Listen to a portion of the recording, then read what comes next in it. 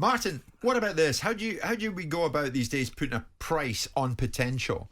You would see this morning on your way in. Real Madrid have signed Brazilian player Endrick. He's 16. It's a deal worth over 60 million quid, but he won't play for Real Madrid for 2 more years until he's 18. So he's going to stay with Palmeiras until then. It breaks down like this: 35 million in a fixed fee, 25 million add-ons, 12 million extra money in taxes.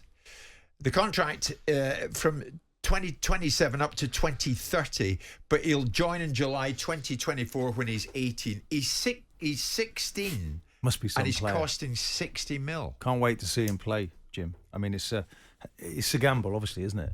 You know, we saw Martin Odegaard go to Real Madrid in a similar fashion, didn't we? Way back when he was a very young lad, he was this sort of age.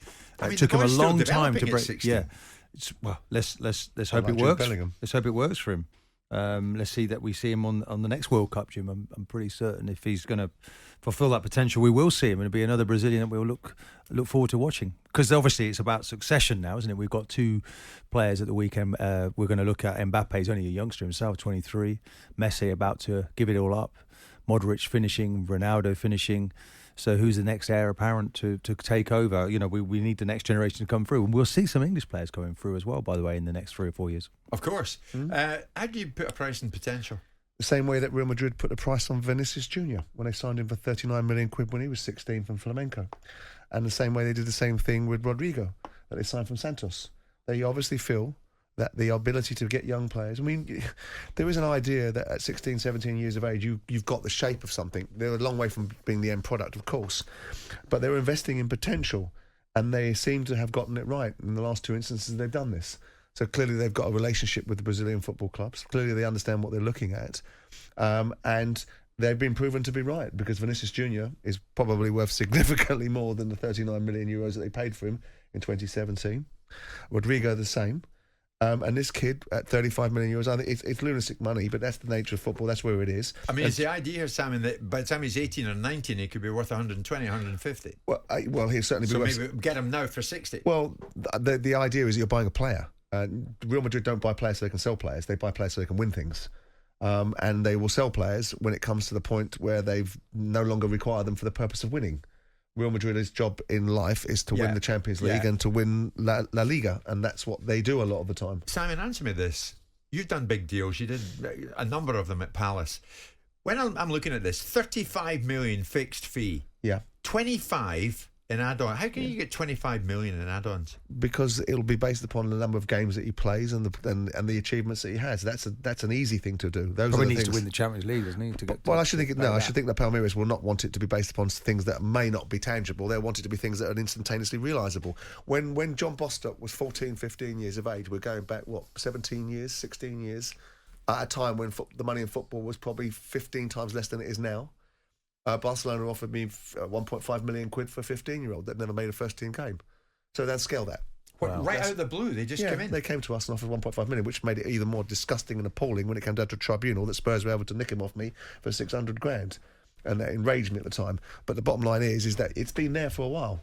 It's been there for a while. Remember that young American kid that everyone was raving about, Freddie, whatever his name was, about 20 years ago, that everyone wanted dibs on? Yeah. It doesn't mean it's a guarantee, but if your scouting network is doing its job and it sees the same characteristics that it's seen in previous incarnations, Vinicius Jr. being the case in point, or Rodrigo being the case in point at Madrid, then you take those kind of views. You take those kind of punts. At 1.5 million in 2006... 2006 for John, would be comparable to 15, 20, 25 million pound now for a championship player in a youth setup in age 15 football club in South London. It's a hell of a commitment, but is this lazy scouting? Would it be? I mean, would you follow this? I mean, obviously Palace would never. How's it lazy scouting? Well, because it's kind of, what about getting out there and finding the equivalent player to this that you might be able to get for nothing on your own doorstep or roundabout?